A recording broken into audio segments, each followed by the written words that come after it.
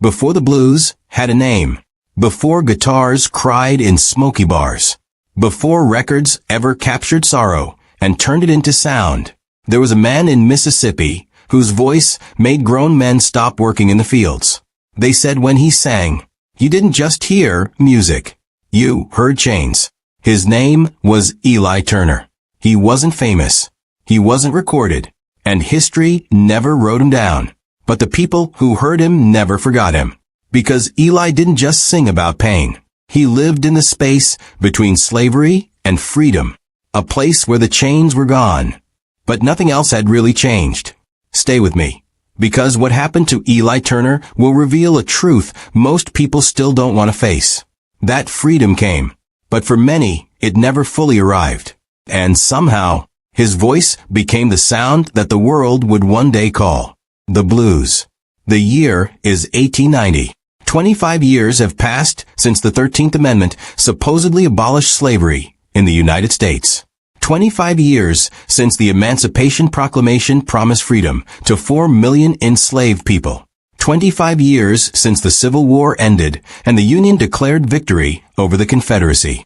But if you were black in Mississippi in 1890, freedom was just a word on a piece of paper that might as well have been written in invisible ink. Let me paint you a picture of what freedom actually looked like. The cotton plantation near the Yazoo Delta stretched for miles. White fields that looked like snow from a distance, but felt like hell up close. The sun beat down with the same merciless intensity it had during slavery times. The cotton bolls cut your fingers with the same sharp edges. The overseer's eyes followed you with the same suspicion. And at the end of each grueling day, the debt you owed to the landowner had somehow grown larger, not smaller. This was sharecropping, the system that replaced slavery without actually replacing it. Here's how it worked. Former enslaved people, now technically free, would rent land from white plantation owners. They'd be given seeds, tools, and a place to live, all on credit. They'd work the land, harvest the crops, and then split the profits with the landowner. At least, that's how it was supposed to work. In reality, the landowners controlled everything. The scales that weighed the cotton, the stores where sharecroppers had to buy supplies, the books that recorded debts, and the laws that enforced it all. The math never added up in favor of the black farmers. Somehow, at the end of harvest season, you always owed more than you earned. And if you tried to leave before paying your debt, well, that was a crime. They'd come after you, drag you back, or worse, throw you in prison where you'd be leased out to work in conditions that made sharecropping look merciful. This was the world Eli Turner was born into, not as a free man, but as a slave. Eli came into this world around 1851 or 1852. Nobody kept careful records of enslaved children's births, so the exact date was lost to history, like so many black stories from that era. He was born on the same plantation where he would spend most of his life, just under different labels. First as property, then as a sharecropper. His mother was a field hand named Sarah. She worked from sunup to sundown, picking cotton with bleeding fingers, while her children were watched by elderly enslaved people too old to work the fields. Eli barely knew his father, a man named Thomas, who was sold away when Eli was still small enough to be carried on his mother's hip. That was the terror of slavery. Families could be ripped apart on a master's whim, sold like furniture, scattered like seeds in the wind. Eli's earliest memories were of pain and labor. By age 6, he was working in the fields, dragging a sack behind him, picking cotton until his small hands bled. By age 8, he'd learned to move quickly when the overseer approached, to keep his eyes down, to answer yes sir and no sir without hesitation. By age 10, he'd witnessed his first whipping, his uncle, tied to a post and lashed with a leather strap for the crime of learning to read. These were the lessons of slavery. Your body was not your own, your family was not your own, your future was not your own. But Eli learned something else too, something that couldn't be whipped out of him. He learned music. On the plantation, enslaved people sang while they worked. Not because they were happy, God no, but because song made the unbearable slightly more bearable. They sang call and response work songs that coordinated their labor and kept rhythm. They sang spirituals that disguised messages about escape routes and secret meetings. They sang field hollers, those wordless, wailing cries that expressed what words could not. Eli soaked it all in like dry earth soaking up rain. His mother had a voice like warm honey, and she sang to him at night when they were finally allowed to rest. She sang spirituals she'd learned from her mother, songs about crossing over Jordan, about freedom in the sweet by and by, about a better world that awaited them beyond this valley of tears. Swing low, sweet chariot, coming for to carry me home. Those songs planted something deep in Eli's soul, a seed that would eventually grow into something the world had never quite heard before. When Eli was about 13 years old, everything changed, or so they thought. The Civil War reached Mississippi like a storm. Confederate soldiers marched through, taking supplies and demanding loyalty. Union soldiers eventually followed, bringing promises of liberation. The plantation where Eli lived descended into chaos. Some enslaved people ran toward Union lines, seeking freedom. Others stayed, uncertain about what awaited them beyond the only home they'd ever known, even if that home was a prison. Eli's master fled as Union troops approached, taking whatever valuables he could carry. For a few glorious weeks, the plantation stood empty of white authority. Enslaved people dared to imagine what freedom might feel like. But then reality set in. The Union soldiers weren't liberators in any pure sense. Many were racist themselves, uninterested in black equality, only in weakening the Confederacy. And when the war ended in 1865, the promises of 40 acres and a mule for freed people mostly evaporated like morning mist. Instead, the old masters came back, or new white owners arrived, and they brought with them a new system that looked suspiciously like the old one. Eli was about 14 when he became free. Free to starve. Free to be homeless. Free to sign contracts he couldn't read that bound him to the same land he'd worked as a slave, now as a sharecropper. His mother, Sarah, didn't live long after emancipation. She died in 1867, worn out by decades of brutality, her body used up before her time. She was maybe 40 years old, though she looked 70. Eli buried her in the colored cemetery, unmarked graves in a field where the grass grew wild and nobody bothered with headstones for black folks. At 16, Eli was alone in the world. Let me explain exactly how the sharecropping trap worked, because understanding this is crucial to understanding where the blues came from. Picture this, it's January 1868. Eli, now a teenager, signs a contract with a white landowner named James Fairfax. The contract says Eli will work 20 acres of cotton land. Fairfax will provide seeds, tools, fertilizer, and a cabin to live in. When harvest comes, they'll split the crop 50-50. Sounds fair, right? Wrong. First, Eli has to buy supplies, food, clothes, medicine, and there's only one store within walking distance, the one owned by Fairfax. Prices there are double or triple what they'd be elsewhere, but Eli has no choice. Everything he buys gets put on credit, charged against his future harvest. Second, Eli has no way to verify the weight of his cotton when it's measured. Fairfax's men run the scales. They say Eli brought in 4,000 pounds. Well, that's what the books say, even if Eli knows he picked closer to 5,000. But he can't read and he can't challenge a white man's word, not in 1868 Mississippi, where challenging white authority could get you killed. Third, by the time harvest arrives, the interest on Eli's debt has compounded. The fertilizer was more expensive than expected. The crop prices fell. Suddenly, Eli's half of the harvest isn't enough to cover what he owes. He ends the year deeper in debt than when he started. And here's the cruelest part, living before paying off that debt was illegal. Mississippi had laws that made debt bondage a criminal offense. If Eli tried to run, they'd hunt him down, arrest him, and either force him back to Fairfax's plantation or throw him into the convict leasing system, where he'd be literally rented out to coal mines, lumber camps, or railroad companies that worked prisoners to death with even less care than slaveholders had shown their human property. This was Eli's freedom, the freedom to work himself to exhaustion in exchange for permanent death and the constant threat of violence. Years passed like this. 1870, 1875. 1880, Eli aged from teenager to man, his body growing strong and scarred, his hands permanently rough from cotton, his back bent from endless labor. He married briefly, a woman named Ruth who died in childbirth along with their baby girl. He tried to save money, tried to learn to read, tried to find a way out. But the system was designed to have no exits. Somewhere around 1878, when Eli was in his late 20s, he acquired a guitar. Not a proper, store-bought guitar, he could never afford such a thing. This was a homemade instrument, cobbled together from scrap wood, wire strings, and desperate ingenuity. Someone had built it on the plantation years ago, and it had passed from hand to hand until it ended up with Eli. The guitar was beaten up, barely in tune, held together with glue and prayers. But when Eli held it, something awakened in him, something that had been sleeping since his mother died, something older than slavery, something that refused to be broken. He started teaching himself to play. At night, after 14 hours in the fields, after a meager dinner of cornbread and whatever vegetables he could grow in the small patch behind his cabin, Eli would sit on his porch and make the guitar speak. At first, it was rough, discordant notes, clumsy fingers, frustration. But Eli persevered with the same determination that kept him alive through decades of oppression.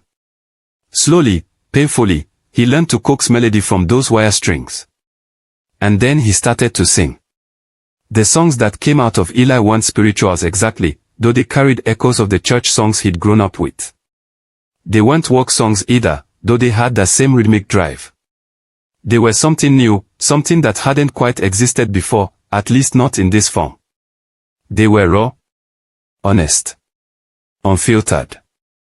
Eli sang about the cotton fields that never seemed to end.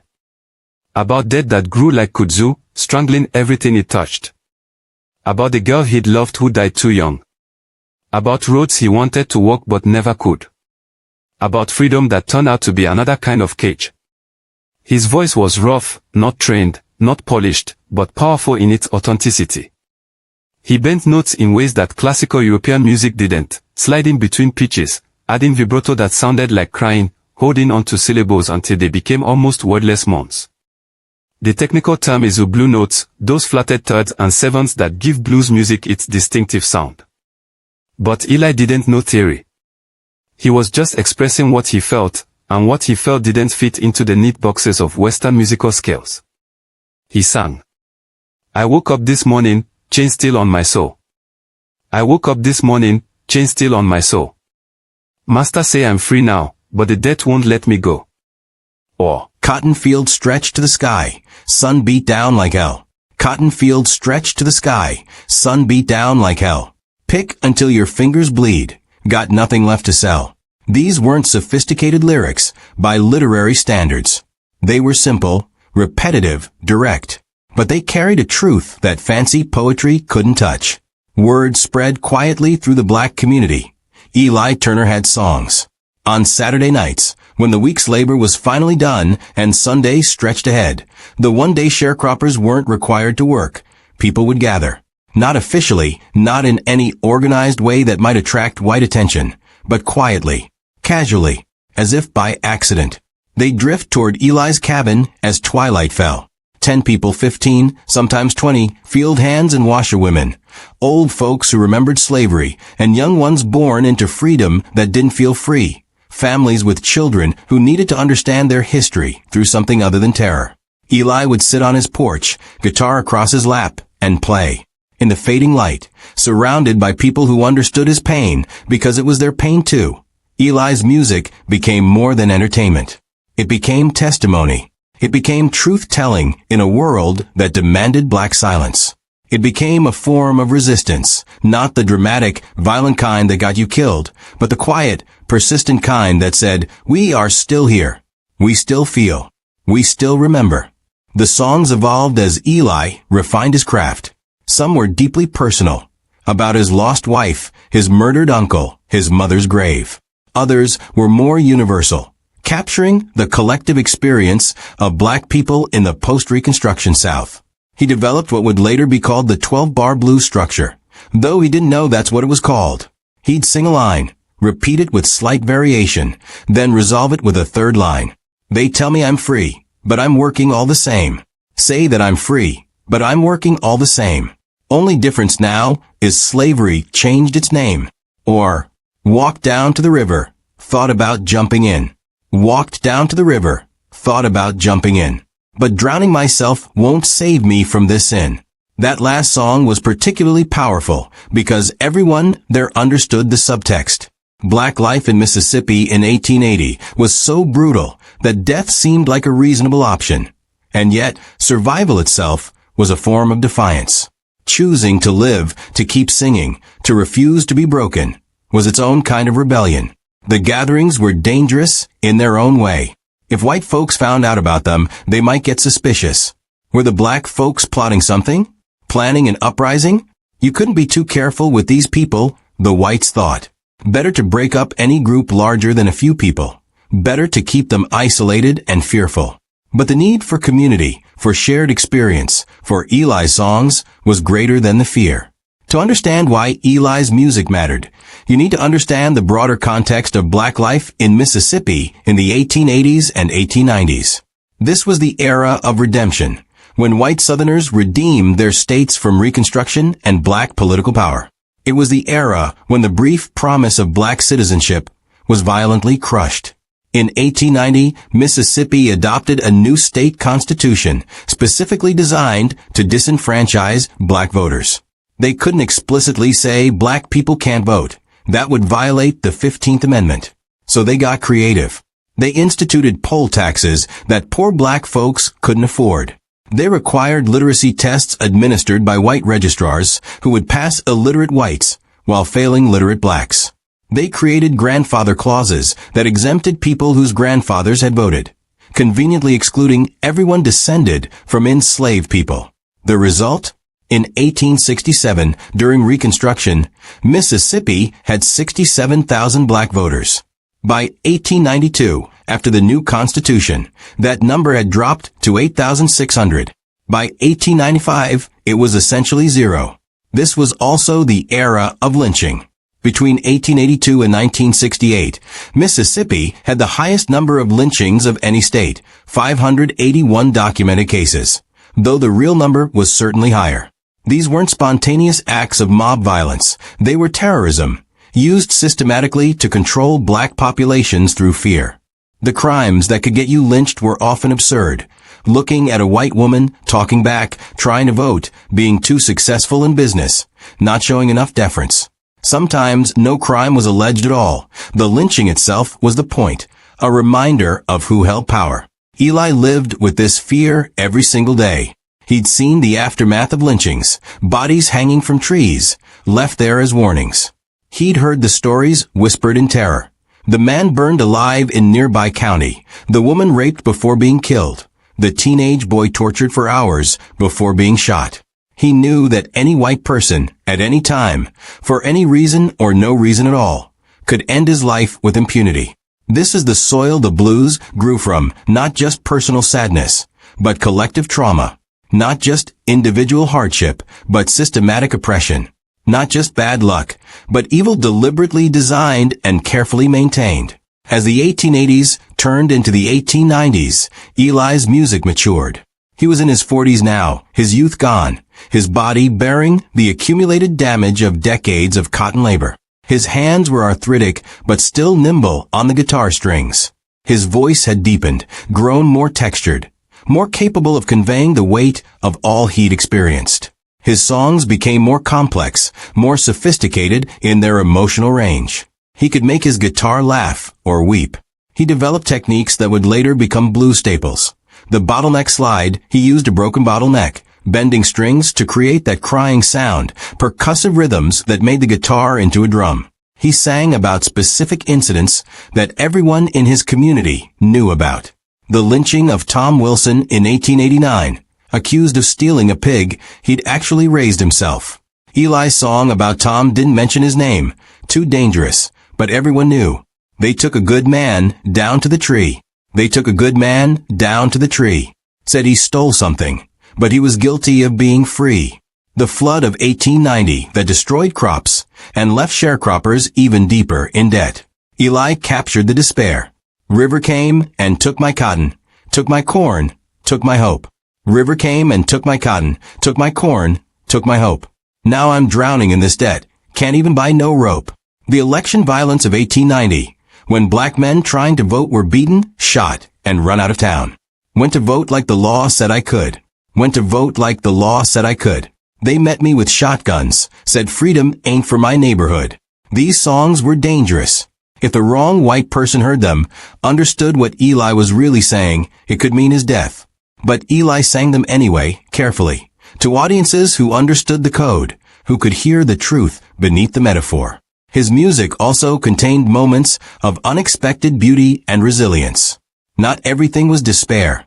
There were songs about love, however brief and fragile. Held my baby for just one night. Held my baby for just one night. Morning came and took her, but that night was pure light, community, and survival. We ain't got much, but we got each other. We ain't got much, but we got each other. That's more than nothing, sister and brother. The small pleasures that made life bearable. Saturday night, work is done. Saturday night, work is done. Got my guitar, got my song, under the Mississippi sun. This balance, between despair and hope, between suffering and survival, between acknowledging pain and insisting on humanity. This is what made Eli's music so powerful. It didn't sugarcoat reality, but it also didn't surrender to nihilism. It said, life is hard, but we're still here. They're trying to break us, but we haven't broken. That's the blues. The white landowners, overseers, and townsfolk had a name for what Eli did. Field noise. They heard the music drifting from the colored section of town on Saturday nights and dismissed it as primitive, unsophisticated, barely music at all. Just the sounds that black people made, like animals might make sounds. Nothing worth paying attention to. This dismissal was revealing. White people in the South had always had a complicated relationship with black music. During slavery, they'd forced enslaved people to perform at parties, to provide entertainment. They'd enjoyed the spirituals sung in fields, the work songs that made labor more efficient. Some even claimed that enslaved people's music proved they were happy in bondage, an obscene lie that helped white people sleep at night. But music like Eli's was different. It wasn't performing for white pleasure. It wasn't making slavery or sharecropping more efficient. It was black people making music for themselves, expressing their own pain, claiming their own emotional lives. That made white folks uncomfortable, even when they didn't fully understand why. There was also fear. The gatherings, the community building, the coded messages in songs, these looked like the beginning of organization, and organized black people were dangerous to white supremacy. Better to break it up, discourage it, mock it as primitive noise. A white merchant named Horace Bennett once told his friends, that boy Eli and his guitar making that caterwauling on Saturday nights. Sounds like cats dying. I don't know why the coloreds enjoy it. No melody, no proper music, just moaning and complaining. But another white man, a traveling merchant from the north named Samuel Clark, heard Eli play once by accident in 1891. He was passing through, heard music from a distance, followed the sound, and stood at the edge of the gathering, the only white face in the crowd. He later wrote in his diary, I heard something tonight I cannot adequately describe. A Negro man with a homemade guitar sang songs that seemed to come from the depths of hell itself, not evil, but suffering. The sound was unlike anything I've heard in concert halls or churches. Raw, honest, utterly American in a way our folk songs aren't. I doubt this music will ever be recorded or preserved, which is a tragedy. These people are creating something significant, even if society won't acknowledge it. Samuel Clark was right about the significance. Wrong about the preservation, but only barely. Eli wasn't the only one making this music, of course. Throughout Mississippi, Louisiana, Alabama, Georgia, and the other southern states, hundreds, maybe thousands, of black musicians were creating similar sounds, each influenced by their particular experiences, their local traditions, their individual genius. There was no name for this music yet. No industry around it. No way to record it or distribute it widely. But the music spread anyway, through what scholars would later call oral tradition. A field hand would hear Eli's song in Mississippi, memorize it, then travel to Louisiana for seasonal work and sing it there. Someone else would hear it, change a few words, add their own experiences, and pass it along.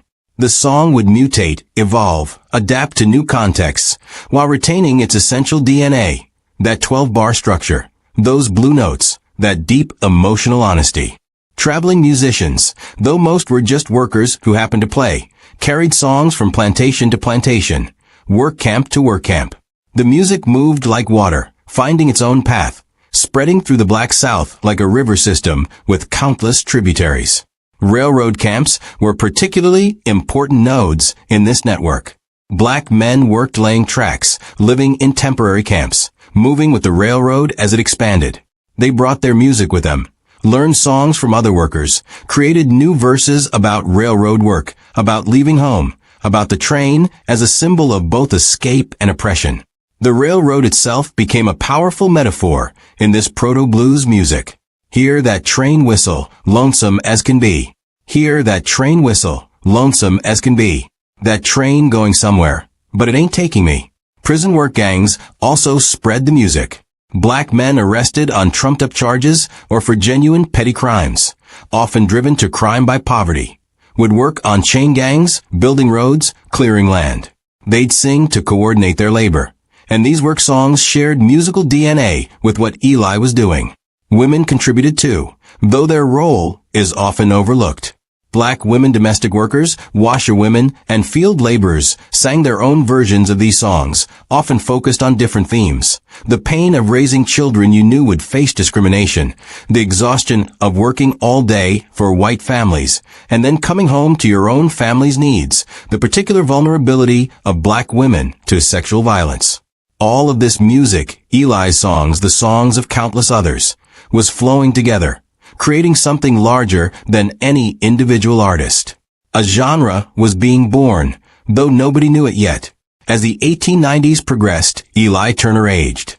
By 1895, he was in his mid-40s, ancient by the standards of black life in Mississippi, where the average life expectancy for black men was somewhere in the 40s.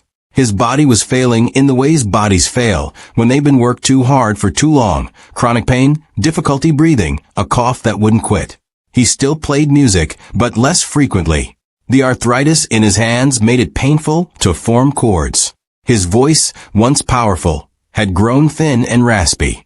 The community still gathered to hear him, though. The younger generation, people born after slavery, who'd never known anything but sharecropping and Jim Crow, came to hear the old songs from someone who'd actually been enslaved. Eli became a living link to the past, a repository of memory. He taught some of the young men his songs, showed them how to make a guitar speak, how to bend notes, how to tell truth through metaphor. Not formally, there were no music schools for black folks in Mississippi, but informally, by example, by sharing. One young man in particular, a teenager named Robert, showed promise. Robert had quick fingers and a good ear. He'd sit for hours watching Eli play, memorizing the fingerings, absorbing the techniques.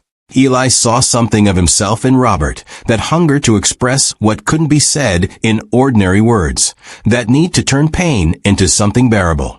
You got to feel it in here, Eli told Robert once, tapping his chest. The guitar is just a tool.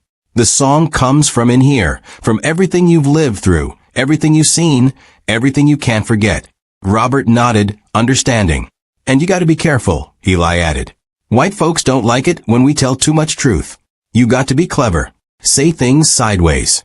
Let people hear what they need to hear, but don't get yourself killed for saying it. This was the other lesson Eli taught. Survival. The blues wasn't just about expressing pain. It was about surviving to sing another day. The generation coming of age in the 1890s had a different relationship to the music than Eli's generation did. For Eli, the music was deeply personal, tied to his specific memories of slavery and its aftermath. For the younger people who'd never been enslaved themselves, the music represented something slightly different. It was inheritance, history, identity. It connected them to their parents' and grandparents' experiences in a society that was trying to erase black history entirely. White-controlled schools didn't teach black history. Newspapers didn't cover black perspectives. The official story of America simply omitted black voices or distorted them beyond recognition. So the music became a form of education, a way of passing down truth that white society wouldn't record. Robert and his peers learned from Eli's songs what it meant to be black in America. They learned about slavery not as an abstract historical event, but as a lived experience that shaped their present reality. They learned about the false promise of freedom, about the continuity of oppression under different names. But they also added their own experiences to the music. They had different concerns, different frustrations. They sang about the Great Migration beginning to draw black people northward, about the tension between staying in the South near family versus seeking opportunities elsewhere. They sang about education, the hunger for it and the barriers preventing it. They sang about a changing world where railroads and factories were transforming America, while black people remained largely locked out of that transformation. The music was evolving generation by generation, experience by experience. Eli Turner died in 1897. He was probably around 46 years old, though nobody was entirely sure. He died the way many sharecroppers died, sick with something that might have been treatable if he'd had access to proper medical care, which of course he didn't. It might have been tuberculosis or pneumonia or any number of ailments that thrived in conditions of poverty, malnutrition, and overwork. In his final weeks, too weak to work the fields, Eli still played his guitar when he had strength. The songs from his porch grew quieter, more haunting. People came to visit, to pay respects, to hear the music one more time. Robert was there near the end. Eli gave him the battered guitar, the same homemade instrument that had been passed to Eli decades earlier, now even more worn, held together by wire and faith. "Keep it going," Eli whispered. "The songs. Don't let them die. They need to know, future folks need to know what we lived through. Promise me." Robert promised. Eli died on a Sunday morning in July.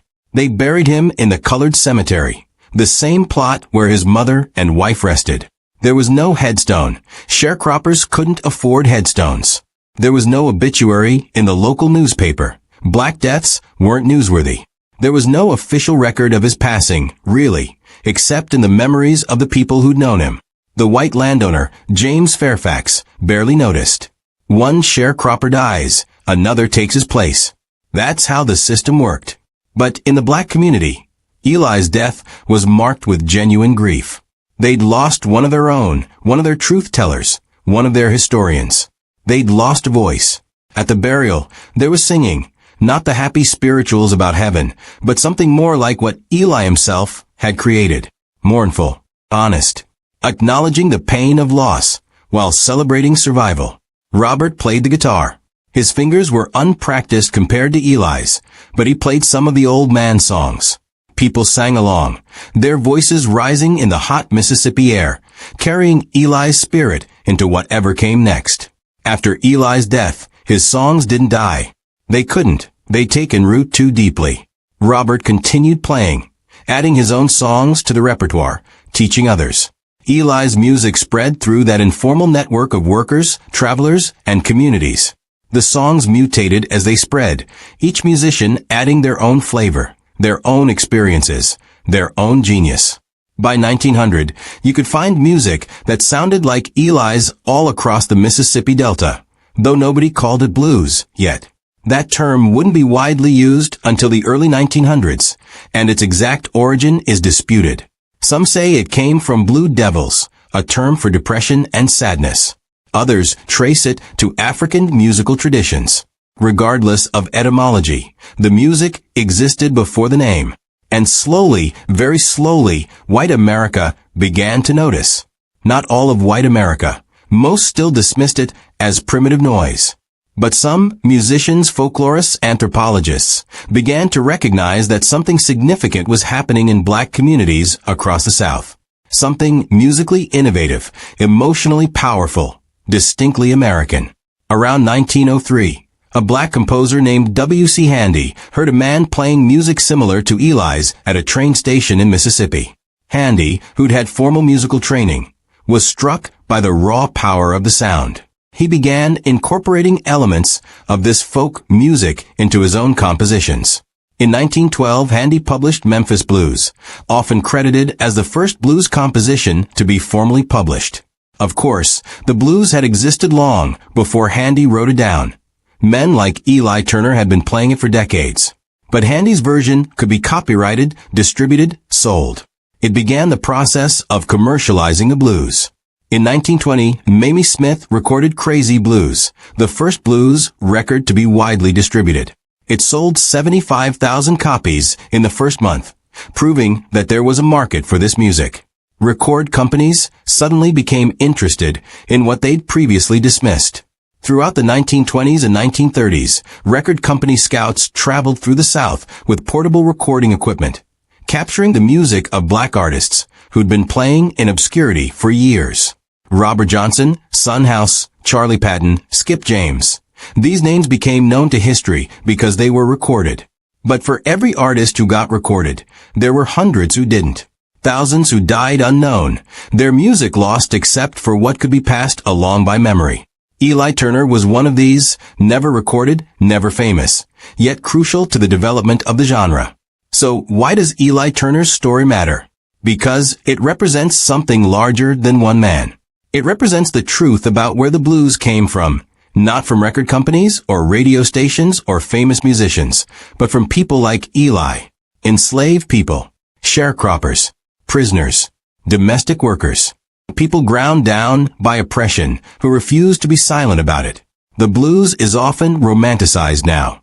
It's seen as a cool genre, a source of great music, the foundation of rock and roll. All of that is true.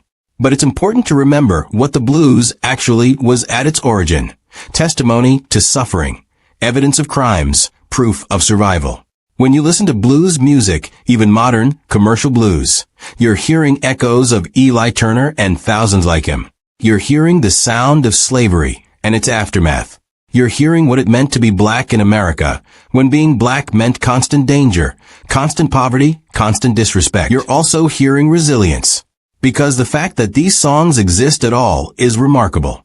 In a system designed to break black people, to silence them, to erase them from history, they created music that would eventually dominate American culture and influence the entire world. The blues gave birth to jazz.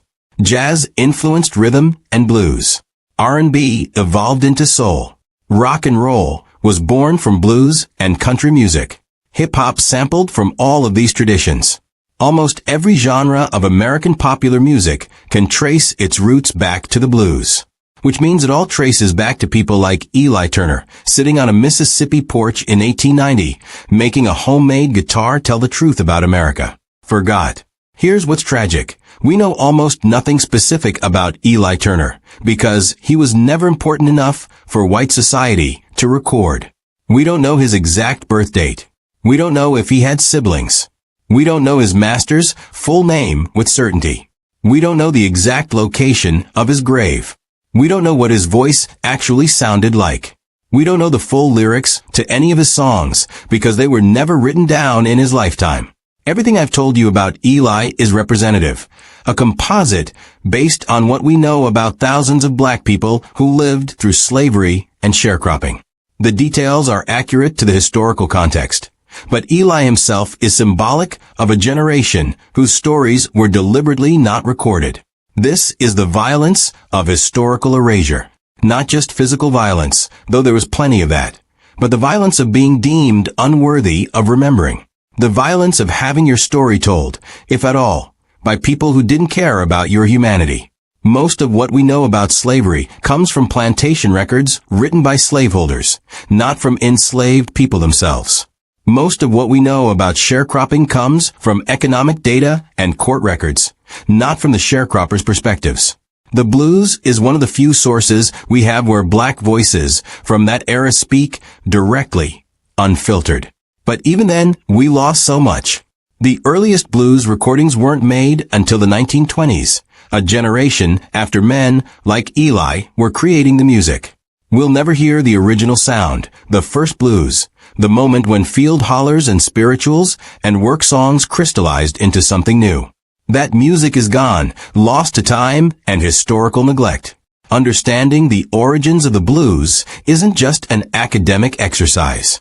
It has implications for how we understand American culture today. First, it reveals the deep black roots of American music. When people celebrate American musical genius, they're often unknowingly celebrating black genius, the creativity and resilience of people who were systematically oppressed. Second, it complicates simple narratives about freedom and progress. The fact that the blues emerged in the decades after slavery shows that emancipation didn't mean liberation.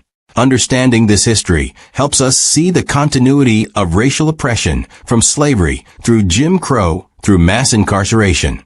Third, it demonstrates how culture can be both protest and survival. The blues wasn't revolutionary in the sense of calling for violent overthrow. That would have gotten people killed. But it was radical in its insistence on black humanity, on telling black stories, on expressing black emotions in a society that wanted black people to be silent and obedient. Finally, it reminds us that history is written by those with power. The fact that we know so little about Eli Turner and so much about, say, European composers from the same era isn't accidental.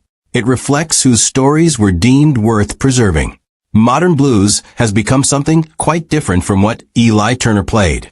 It's been commercialized, professionalized, electrified. It's been performed in concert halls and stadiums. It's been studied in universities. It's been honored with Grammy Awards and museum exhibitions. Some of this is positive. The music and its creators are finally getting recognition. But there's also something lost in the translation from porch music to commercial product. The blues today is often performed by white musicians for predominantly white audiences. This isn't inherently wrong. Music transcends racial boundaries, and great art should be shared. But it does mean that the music has been disconnected from its origins in black suffering and resistance. When a white blues guitarist plays a 12-bar progression in a nightclub, are they connecting with Eli Turner's legacy? Or are they appropriating a cultural product while ignoring the history that created it? These are complicated questions without easy answers. What's certain is that understanding the true origins of the blues, in slavery, sharecropping, Jim Crow, and black survival, should change how we hear the music. It should make us listen more carefully, with more respect, with more recognition of what was sacrificed to create these sounds. Imagine if we could go back to Mississippi in 1890. Imagine if we could sit on Eli Turner's porch and hear him play. What would we hear? We'd hear a man with a rough, untrained voice and a homemade guitar, playing music that wouldn't quite sound like anything familiar. Not quite spirituals, not quite work songs, not yet the blues as we know it, but something in between, something being born. We'd hear lyrics that were simple but devastating in their honesty. We'd hear musical techniques, those bent notes, that call and response structure, that emotional rawness, that would influence musicians for generations. We'd hear pain. So much pain. The pain of a man born into slavery, freed into a system barely different, worked to exhaustion, denied justice, denied respect, denied basic human dignity. But we'd also hear something else. Defiance. Not loud, aggressive defiance, but the quiet defiance of still being alive, still singing, still insisting on one's own humanity, despite everything designed to crush it. That's what Eli Turner gave us. That's what thousands like him gave us. They gave us the blues, not as entertainment, but as testimony. Not as a product, but as survival. Not as a pleasant diversion, but as necessary truth. The slave who sang the blues before it had a name. Eli Turner was born enslaved, lived oppressed, and died unknown. His grave has no marker. His name appears in no historical records. His music was never recorded. By all conventional measures, history forgot him. But his legacy lives on in every blues song ever sung, every bent note ever played, every honest expression of pain turned into art. The blues didn't begin in recording studios with professional musicians and commercial interests. It began in survival, on porches and in fields, in chain gangs and sharecropper cabins, wherever black people gathered and dared to tell the truth about their lives. It began with people like Eli Turner, who picked cotton by day and picked guitar strings at night, who transformed their suffering into something that would eventually transform American culture. This is the hidden history of the blues. The history written not in books, but in music, not in official records, but in memory, not by historians, but by people who needed to sing, or else they might not survive. So the next time you hear blues music, whether it's Muddy Waters or B.B. King, whether it's rock and roll descended from the blues or hip-hop sampling it, remember Eli Turner. Remember the unnamed thousands who created this music when America tried to silence them. Remember that the blues is not just music. It's evidence. It's testimony. It's proof that black people endured, resisted, created, and ultimately gave America one of its greatest cultural gifts, even when America gave them nothing but pain in return. The blues began in slavery. It was refined in sharecropping. It was born from oppression. But it became something beautiful, something powerful, something that could never be silenced. That's Eli Turner's legacy. That's the legacy of every enslaved person who sang, every sharecropper who hummed, every black person who refused to be silent. The blues survives because they survived. And that survival against all odds is the most beautiful song of all. Before the blues had a name, before it was recorded, before it was famous, it was real. It was necessary. It was revolutionary in its honesty. Eli Turner and thousands like him created something that America wasn't ready for. The unvarnished truth about what it meant to be black in America, expressed in a language everyone could understand. The language of music. They sang the blues before it had a name. And in doing so, they gave America its soul. Never forget that. Never forget them. Eli Turner was never recorded, never written into history. But his voice didn't disappear. It lived on. In every trembling note, every broken chord, every song that dares to turn pain into something powerful. Because before the blues had a name, it had a voice. And that voice is. So the next time you hear the blues, don't just listen. Remember where it came from. Remember the voices the world tried to forget. If stories like this matter to you, if you believe the past should never be buried, then stay with this channel. Because there are more stories, hidden, erased, and waiting to be told. Subscribe, and be part of keeping